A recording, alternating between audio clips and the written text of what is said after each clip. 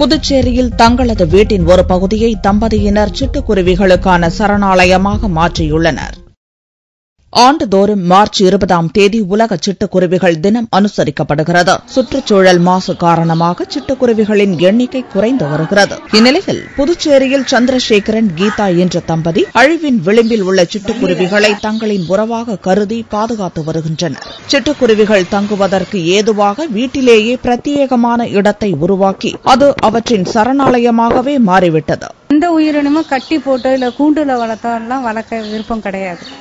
அப்படி இருக்கும்போது 2010 நாங்க பொதுப்படையில நாட்டுல பேசுறது சிட்டுக்குருவியே கிடையாது அப்படின்ட்டு பேசிட்டு இருந்தாங்க. அப்ப எங்க வீட்டுல 1, 2ன்னு வர ஆரம்பிச்சது. வீட்டுலன்னு இருந்தா பொதுவா நம்ம அரிசி தான் வச்சிருப்போம்.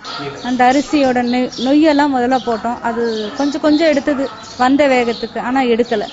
கூட்டம் 1, 2, 10, 15 ஆகி இப்ப நிறைய வர ஆரம்பிச்சிருச்சு. கிட்டத்தட்ட ஒரு 50க்கும் மேல எங்க வீட்டுல குழந்தைங்க பிறந்துருச்சு. பொதுவா சொல்லுவாங்க காக்கைக்கு தன் குஞ்சு பொன் குஞ்சுன்ட்டு, நம்ம கேள்விதான் பட்டிருக்கோம். அது நேர்ல பார்க்கும்போது ரொம்ப சந்தோஷமா இருக்கு. சிட்டுக்குருவிகள் வந்து செல்வதால் மனம் மகிழ்ச்சி அடைகிறது என்றும் கீதா சந்திரசேகர் தெரிவித்தார்.